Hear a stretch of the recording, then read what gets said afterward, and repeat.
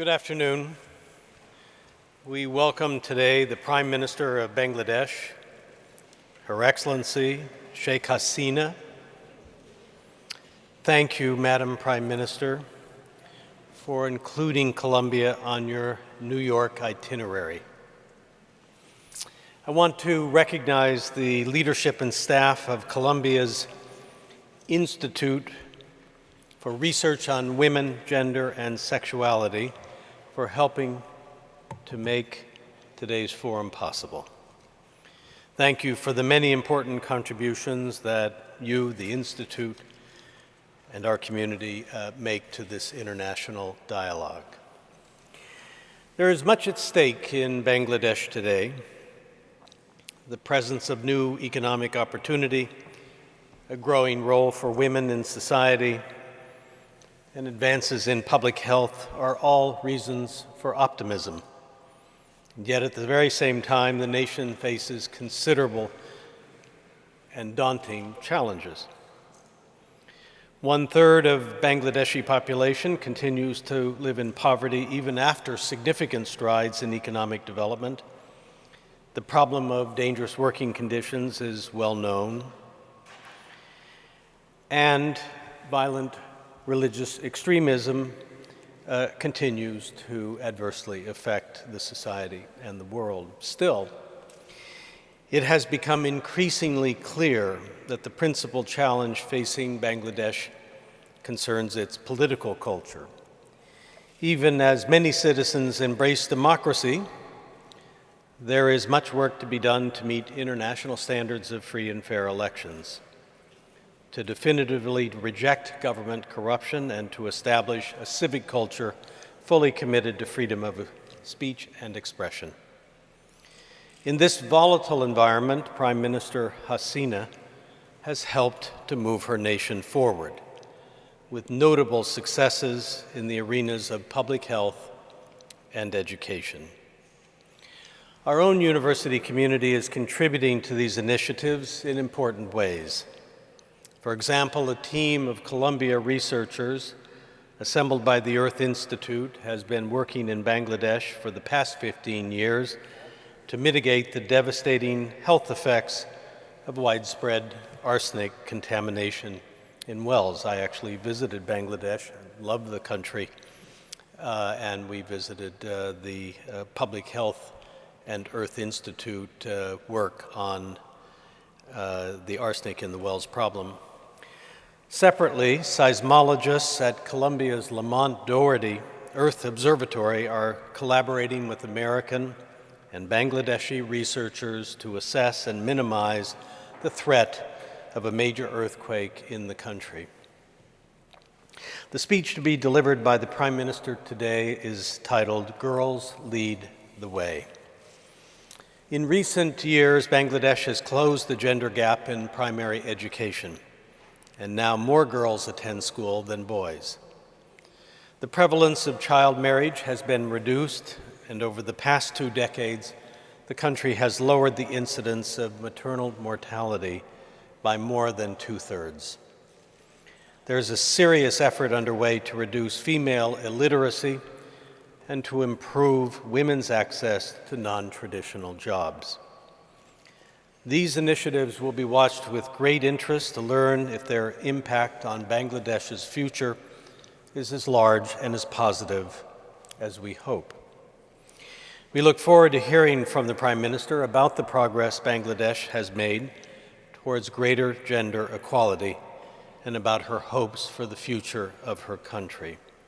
Please join me in welcoming Her Excellency Sheikh Hasina, Prime Minister of Bangladesh. Prime Minister. Thank you. I'll be back up.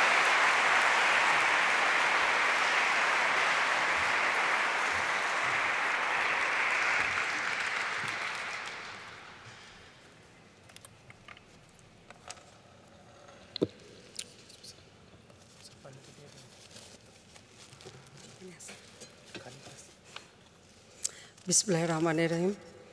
Mr. President, faculty members and students, ladies and gentlemen, এবং আমার বাংলাদেশের যারা ছাত্রছাত্রী তাদের সবাইকে আমি শুভেচ্ছা জানাচ্ছি। A very good afternoon to you all.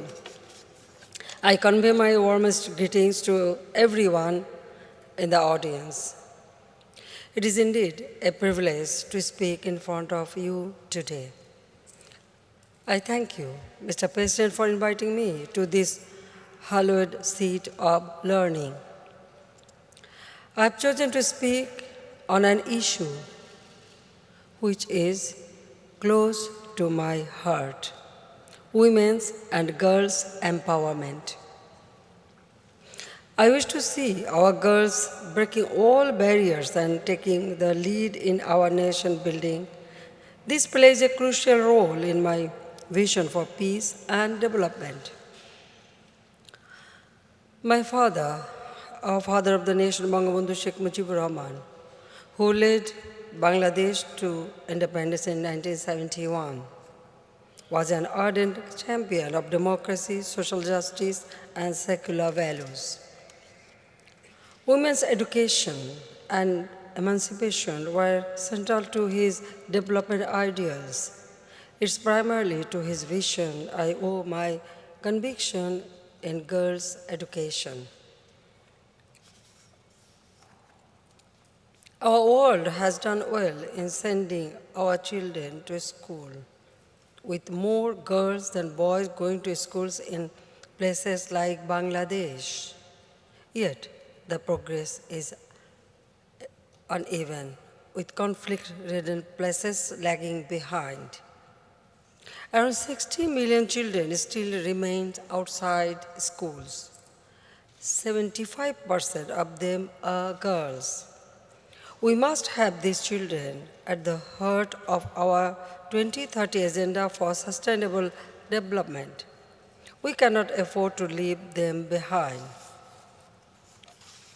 Distinguished audience, our father of the nation, Bangabandhu Sheikh Rahman, recognized education as a fundamental right in Bangladesh's constitution in 1972. He also formed an education commission for developing a universal and uniform education system.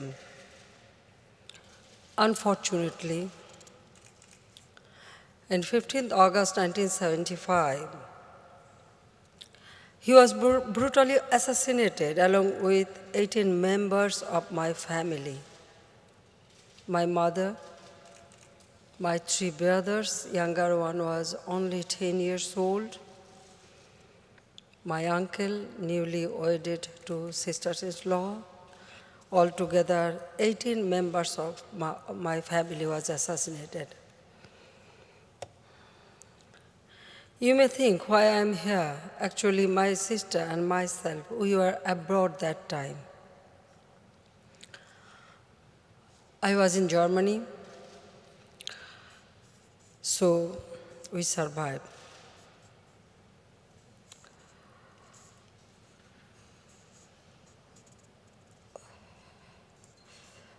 Well, after this assassinated, what followed was a period of military rule, and usually military ruler, I don't know, it is our experience, they never want that people should educate it properly. So this military ruler, the education policy he was adopted, they discontinued with. They didn't continue that.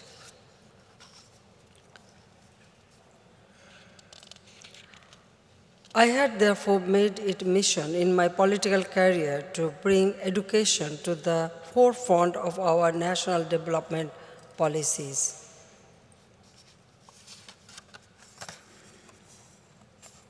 My government attaches the highest importance to education, educating our nation. For obvious reasons, we give some added attention to promoting girls' education and literacy. Our development pursuit on the international stage is also informed by this priority. During my first tenure in the office from 1996 to 2001, we firmly embedded the education-related MDGs into our national development strategy. To start at the basics, we introduced a nationwide total literacy movement. In 5 years, we doubled the national literacy rate to 65, from 45% to 65%. Unfortunately, in the next 7 years, when our party, Bangladesh Awami League, was outside office, there was no further increase in our national literacy rate. In fact, it went down. Likewise, we had also introduced an innovative non-formal education system targeting school dropouts in our rural areas. Sadly, that initiative was also closed down by the successive government. After returning to office in 2009, our government wasted no time to revitalizing the entire education sector. By 2010, we formulated the country's first forward-looking national education policy through broad-based consultations. It was supported by a national plan of action to ensure education for all. We made education completely free for girls up to the 12th grade. We have started reaping the dividends as we see more and more of our girls opting for education and employment instead of getting married at an early age. To complement their efforts, we have introduced a host of other measures for an enabling and safe environment in schools. On the first day of each school, we distribute free textbooks to every single student from pre-primary to secondary level. In 2015 alone, we distributed 326.35 million free textbooks to students across the country. This is perhaps the biggest such undertaking anywhere in the world. We have introduced midday meals in schools to enhance nutrition and productivity among our children. We provide stipend to insolvent students from primary through undergraduate level. In 2015, 13.4 million students have received such stipends, of which 75% are girls. We have taken a tough stand to make sure that our girls feel safe at and while going to schools. Bangladesh has already attained the MDG targets on gender parity in schools through considerable efforts. We shall not allow any adverse elements to make a dent in those gains. Distinguished audience, in broad terms, we are now shifting our focus from quantity to quality in education. We have updated curricula and introduced creative questioning system from primary through higher secondary level. This allows our students to move away from the traditional methods of learning and use their creative and analytical skills. In keeping with our vision to build a digital Bangladesh by 2021, we are investing in providing access to ICT to our students in rural and remote areas. In addition to setting up over 5,275 digital centers at the grassroots level, We are introducing multimedia classrooms and computer labs in secondary schools across the country. Madrasa education is also being upgraded with the introduction of science and technology teaching. Efforts are being made to expand vocational and technical education that we consider essential for our human capital formation. Our long-term goal is to give our young people the skills to turn them into truly global citizens. Our young men and women will be our front runners in turning Bangladesh into a middle-income country by 2021 and a developed country by 2041. I am confident that we shall be able to reach these goals. It is for no reason Bangladesh is often termed as a development surprise. In many parts of the world, girls continue to face difficulty in going to school safely. They often struggle to continue their education up to marriageable age and face resistance from certain vested groups. We want an end to this. It needs a whole of society approach to change certain traditional mindsets. I attended the first Girls' Summit 2014 in London. There, I stressed the need for realizing girls' right to education to combat different forms of discriminatory and harmful practices against them that are still prevalent in many societies. I pledge to end child marriage in our society by 2041. We have already taken some proactive measures to work towards that goal with firm resolve. The existing laws are being updated and a national action plan being prepared for time-bound implementation. In addition to access to education, we are giving much needed attention to matching our girls' skills with demands in the job market. We have taken initiatives to set up 6 technical educational institutions only for girls. We have established the first Asian university for women to groom future women leaders from our region. Well, for technical education institutions, yes, we set up 6 for girls, but for boys and girls, we have many technical institutions we have established it. So our boys should not think that what we are doing only for girls. No, for boys also we have. Our young girls receive collateral-free small loans to help them set up small and medium enterprises.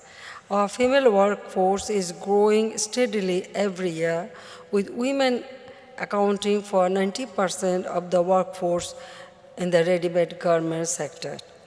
Women's participation is also showing an upward trend in politics, civil service, judiciary, armed forces, and other technical professions. Bangladesh today is perhaps the only country in the world that has women as Prime Minister, Speaker in the Parliament, Leader of the Opposition, Deputy Leader of the House. We have 70 women in our 350-member National Parliament. Our women have shown that given the opportunity, they can defy all odds and excel in what they aspire to do. Our job in the government is to create the right opportunities for them to thrive and prosper in equality and dignity. Dear students, ladies and gentlemen, with the MDGs, we have done fairly well in fighting global poverty and hunger.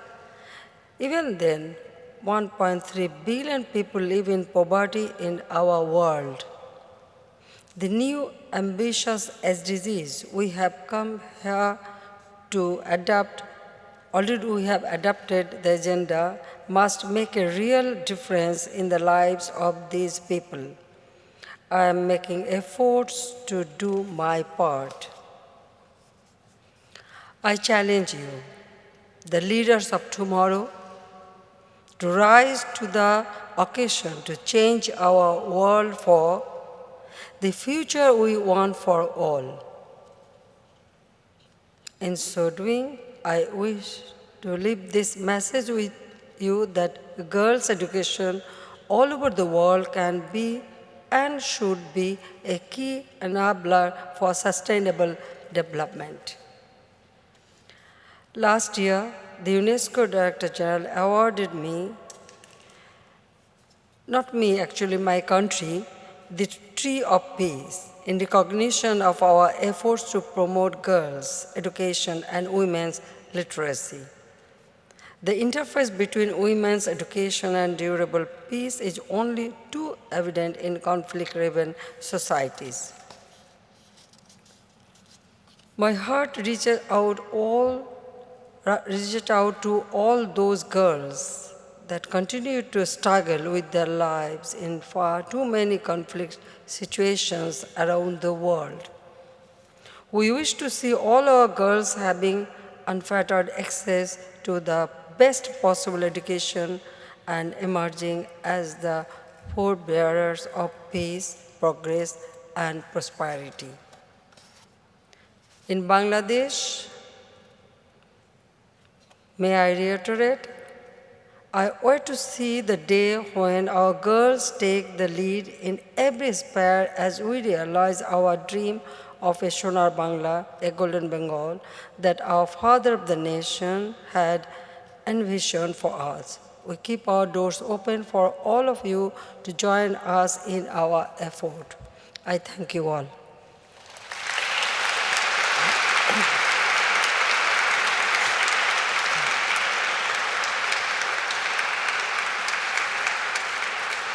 Thank you.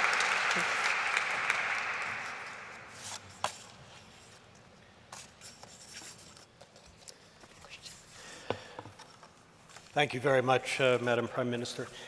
We now can take questions from the audience. There are microphones that are being brought down each aisle, and I will call on you. Please make your questions brief, succinct, and please line up so that we'll have a group to call on. Let me begin by asking Madam Prime Minister a question. I mean, these are impressive things that you have documented, spoken to about increasing girls' education, very impressive, and of course much admired here.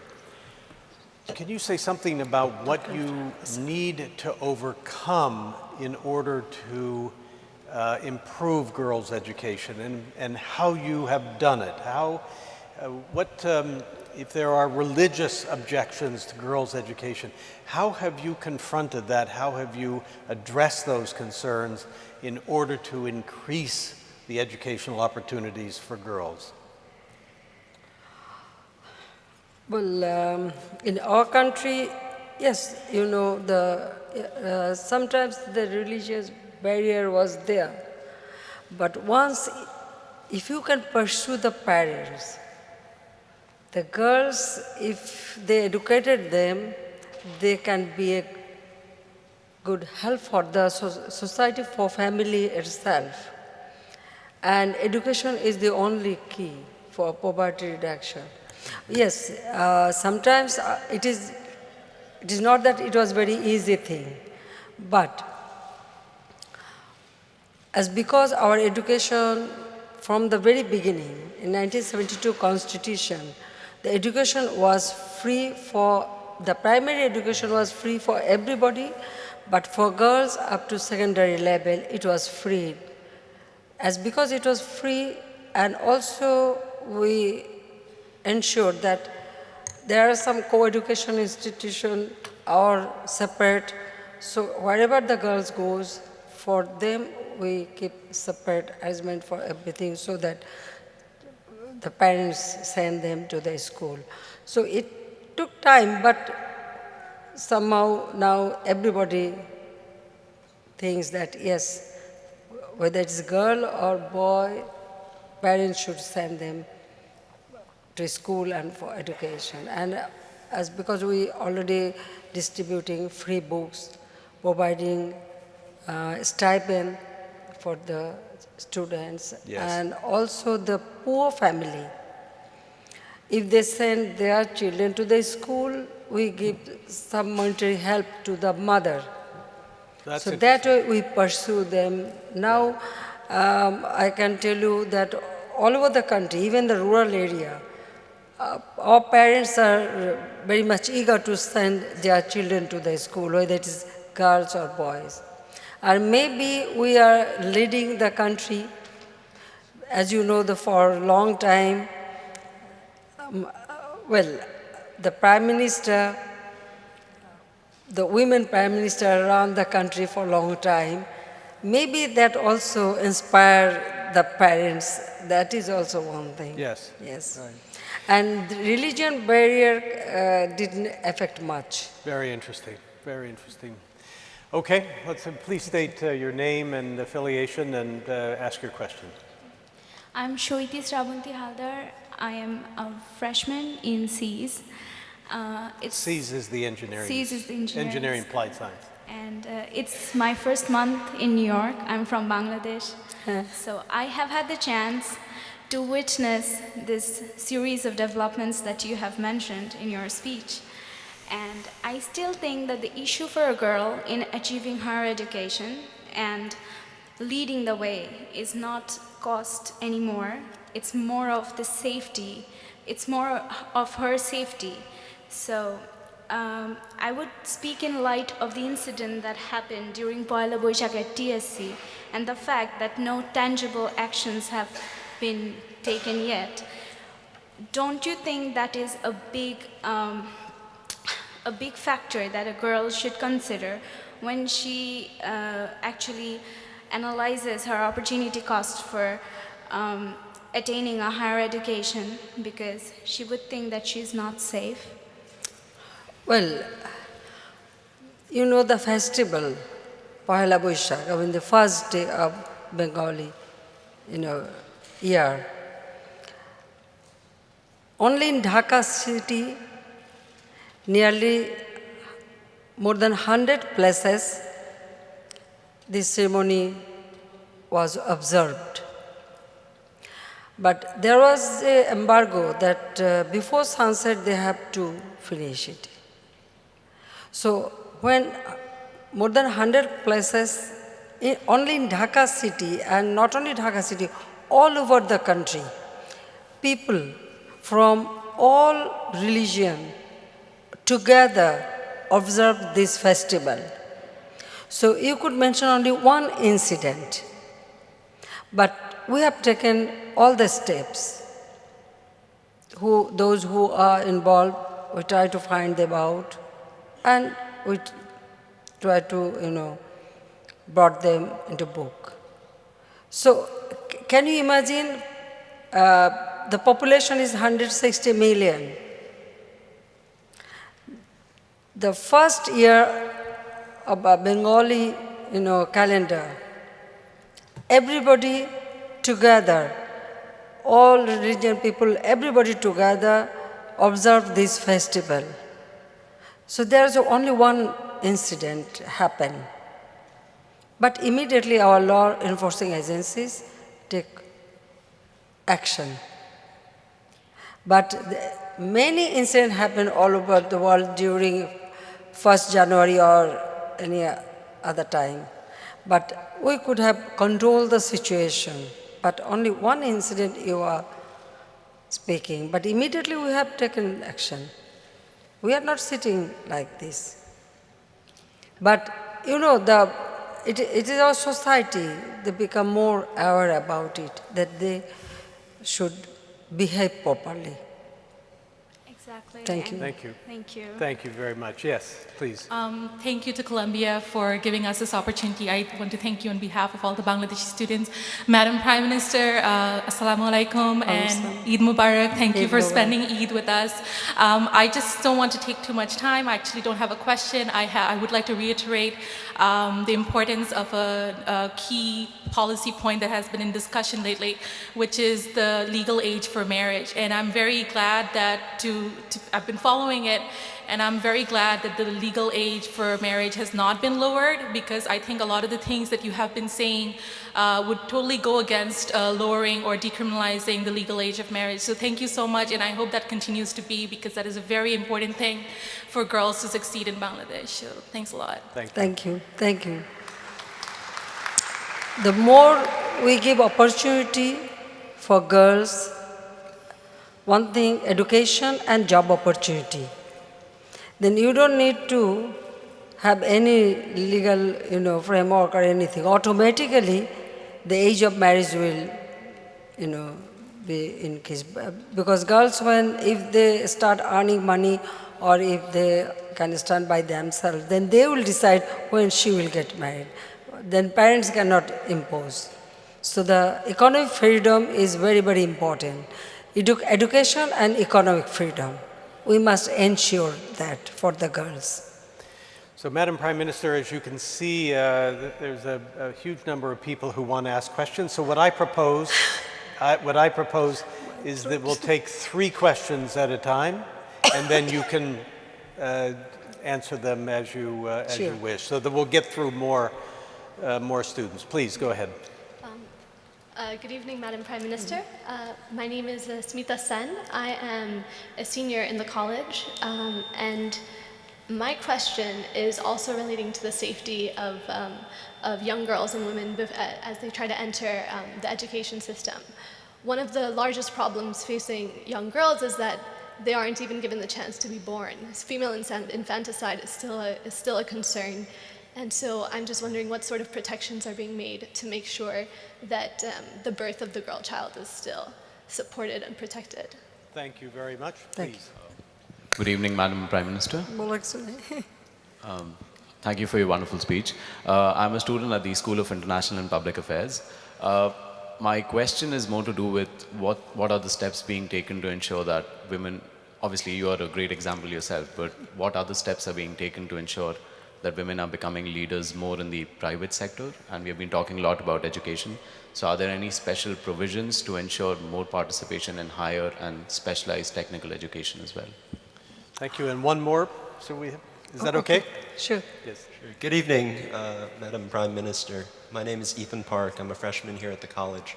So my question is, Bangladesh, as you just said, has 160 million people. So it's a very large country. And as a developing country, it has a massive potential for economic development. At the same time, it's one of the countries that might most profoundly be affected by climate change. So I'm curious how you can balance the priorities of economic growth as well as kind of thinking and keeping in mind carbon emissions, climate change, and perhaps the very pollution that's emitted in the process of creating economic growth. Thank you. So we have female infanticide, women leaders in the private sector, and climate change. And Okay. good luck. Thank you. Well, first thing, the women entrepreneurship, actually we offer, actually we made a special arrangement for women entrepreneur. From our SME Foundation, we give loan with a low rate interest and without collateral. The girls can take money and then they can start business. That opportunity is there. But for boys also, I mean for everybody we have a special offer. We have a special bank, job opportunity, creating job opportunity banks. So from there, boys, girls, everybody take some amount, limited amount without collateral so that they can, establish their own business. And especially for girls from SME Foundation, they are getting this opportunity. And of course, we are encouraging them that they should come up with their plan, program, and they do it. And for rural women, we have established, we call it Joita. That's rural women, their own production, they can sell. We have given them a space.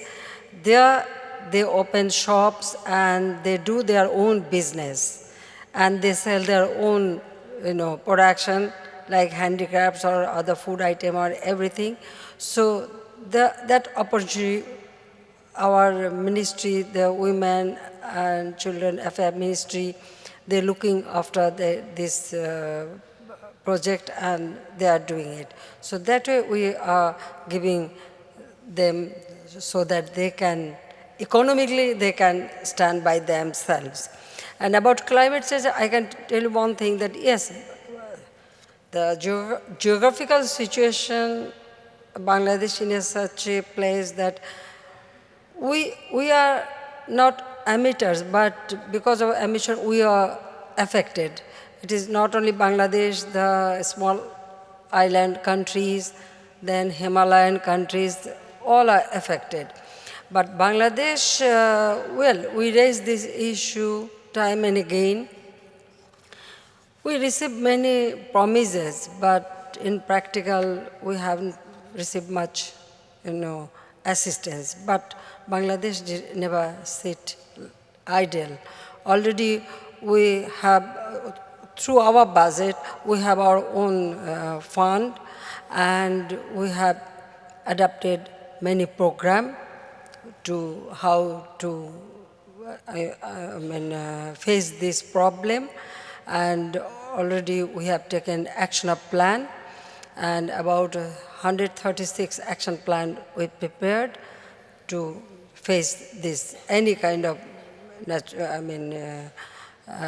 natural calamities or global warming or anything comes forward, we are prepared to face it. We have started by ourselves.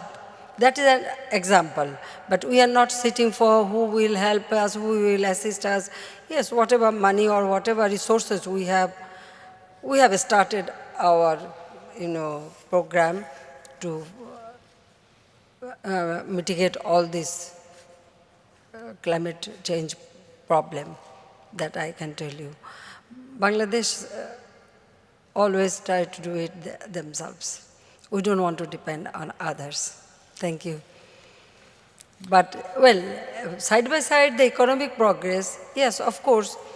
In one hand, we have to face all the problems, whether it is natural or man-made, whatever it is. And side by side, our economic progress should continue. That we can do it. We have proved it. Even when there was an economic recession all over the world, Bangladesh keep up the growth of GDP continuously. We ensure our food security. We reduce our poverty level. We have our social safety net program. So we are continuing the progress and we will do it. Thank you.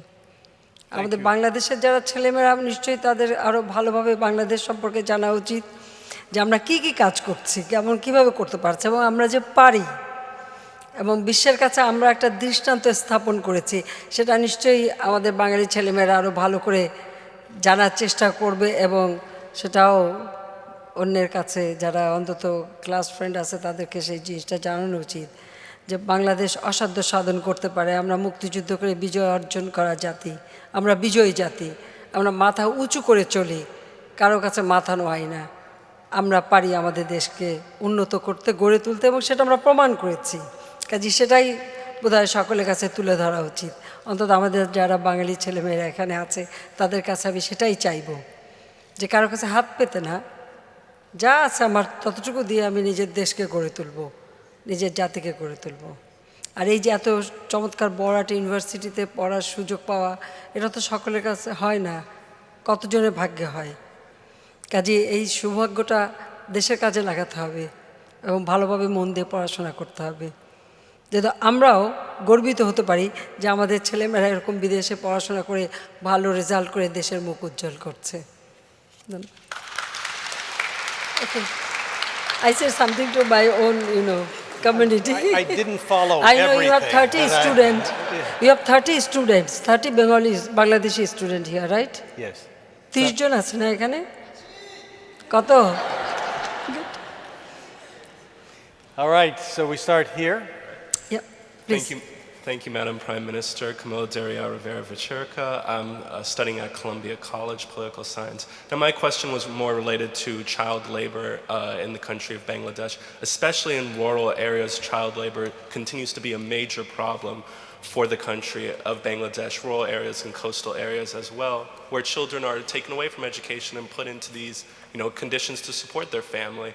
And there's been many great advancements in Bangladesh when it comes to combating child labor, but it still continues to be a very large problem in these areas. I just want to know if there were any new initiatives that the government was taking in combating this very big problem in the country. Thank you.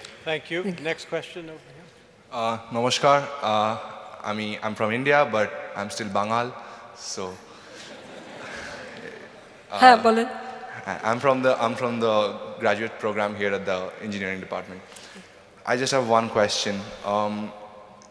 What is the biggest challenge that Bangladesh faces with respect to ensuring that the girl child is educated, if not fundamentalism? Because that is what you said has not been a challenge. Because if it's not fundamentalism, then what is? Okay, next question. Thank you very much for your speech. My name is Melody Brown. I work at the IRI, the International Research Institute on Climate and Society. I lived in Bangladesh for 3 years before moving to New York. My question has been mentioned very briefly earlier, but I would like some more explanation on it. Thank you for the emphasis that you put on girls' education. My question is, less than a year ago, you considered lowering the legal age of marriage for girls from 18 to 16. I would like to know if there's been an official statement on that, and what was the reason behind that, considering how much emphasis you put on girls' education. Dhanyabad. Okay. Well,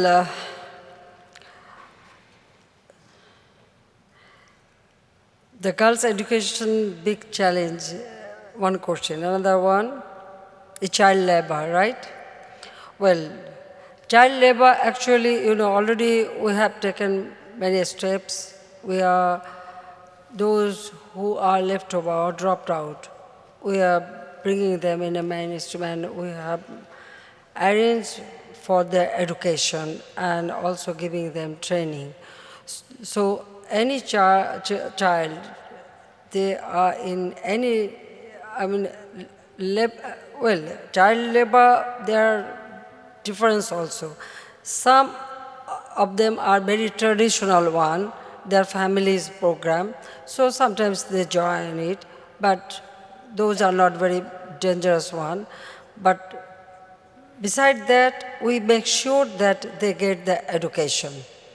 So we have separate, like non-formal education system also, just to educate them. And we have special project, it is going on. So that way we reduce the child labor and also giving them education and also side by side vocational training so that they can get job. And for girls' education, yes, it is itself is a challenge, no doubt about it. But what I mean to say that Bangladesh can face any challenge and Bangladesh can overcome it. Bangladesh is doing it. So education, it is very, very important. And because we declared that we want to build up Bangladesh as a poverty-free country, but for building Bangladesh as a poverty-free country, education is the key. That's why we give all facilities for girls' education. So if any challenge comes, we will face that. We will face them. We are ready to do that. And then the last one, Kishiro? Legal age. The legal age from... legal age, yes.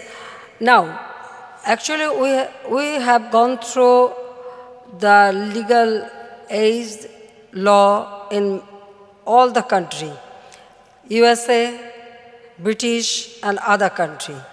So what we are going to do, we are follow that how they prepared their law and up to what age and everything.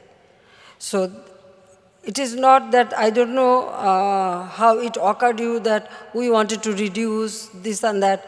No, it is not true that we want to reduce. But what is suitable for our country and also in the international arena, I mean the developed country, what is their, age limit, we will follow that. We are not doing anything different. So you have to be very practical. That is important. And what I said earlier, that if we give, chance for education and job opportunity, automatically the age limit will be there. The girl or the family, they will not insist for early marriage.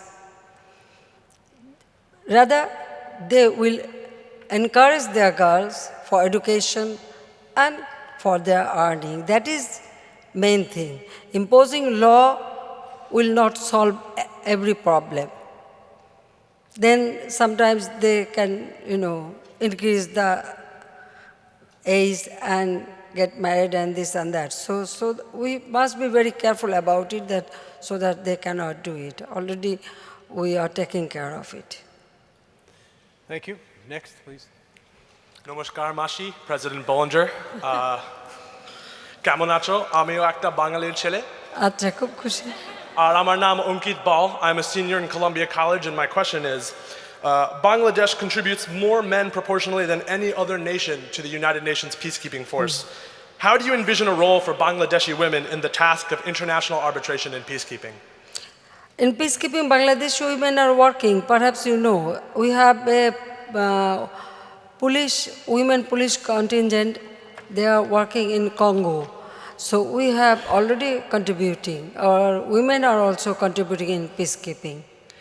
We want peace. We want a peaceful world. So for peace, wherever it needed, we will contribute. Thank you. Thank you. Yes. Assalamu alaikum, sir. My name is Lasfia Zaman, and I'm a business certification student here at Columbia. Thank you so much for coming to the World Leaders Forum here. I agree that Bangladesh has been making several steps, and in fact your administration has been making tremendous steps in making sure that Bangladesh reaches the Vision 2021 goals. And previously I worked with the Ministry of Youth and Sports with their policy research on the National Youth Policy, so I know how much work is being done. Thank you so much for making our country move forward this way. So my question is, in terms of because there are so many young people, like in the rural areas, especially young women in the rural areas, what are your plans for the future in terms of improving their access to employment opportunities, and in fact, high-income employment opportunities in order to realize our Vision 2021 goals? Thank you. Should we take? Well, in my speech, I already mentioned that we have established a digital center all over the country, especially in the from grassroots level, in the union council, from union council to district level.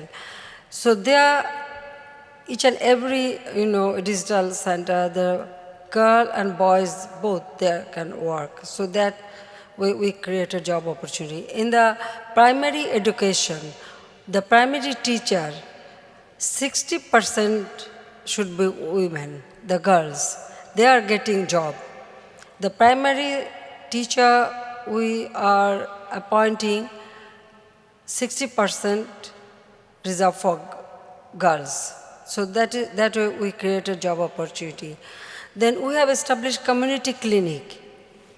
Nearly more than 13,000 community clinic we have, and also the Union Healthcare Center, all together nearly 16,000. So everywhere girls are getting job opportunity. Besides that, there's SME Foundation providing money with a low rate interest.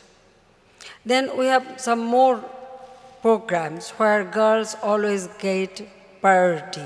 So that way we are encouraging girls that they should work. And during my first tenure, we introduced that in the local government, every local government election, like from union council to up to district level, each and every local government election, 30% quota ensured for women. So in a union council, there are one vice president must be women. So like each and every tier of the local government, the 30% quota is there. So that way, you know, in one hand we are helping them for access to education and also job opportunity. So that way we are trying. And I was surprised when I formed government, there was in the upper level, like in our armed forces, except the medical sector, there was no women access. So we ensured that. Now our Army, Air Force, Navy, everywhere, officer level, the women are getting opportunity. Then in administration, there were no secretary level. Nobody get any promotion, especially women. But now I ensure that. In the higher court, like High Court, Supreme Court, Appellate Division, there were no women, judges. But during my first tenure, I ensured that yes, everywhere women should get the opportunity. So that way, we have created, and opened the door for the women. Now it is women's part how they will, utilize all this opportunity. We have opened the door, we have created the opportunity.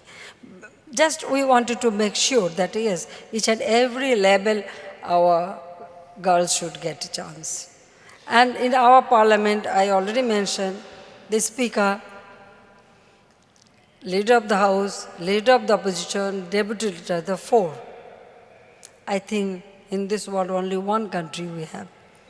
You can't set any example. And we ensure that. So our girls should be very encouraged. The world should be very encouraged.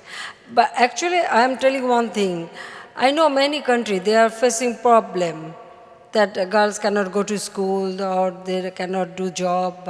But nowadays, our country, we brought the change. At first, yes, we face many problems. When I introduced that in the local government election, girls will contest. Well, from family level, from other, like Jamaat Islami and other parties, they oppose it. They try to prevent it. But when they found that now I am determined that they have to contest the election, so everything changed now. It is depend how you, encourage people and how you conduct it. And we did it. Thank you. Madam Prime Minister, I'm getting very, very strong signals from your staff and colleagues that your schedule requires you to leave. I was going to say that we're going back to one question per answer. It was either that or admit that the Prime Minister trumps the President of the University, which I'm also prepared to say. But I want to thank you for coming and spending this time with us. We very much appreciate it and would welcome you back here at the World Leaders Forum or another context anytime. Thank you very much. Thank you very much. Thank you.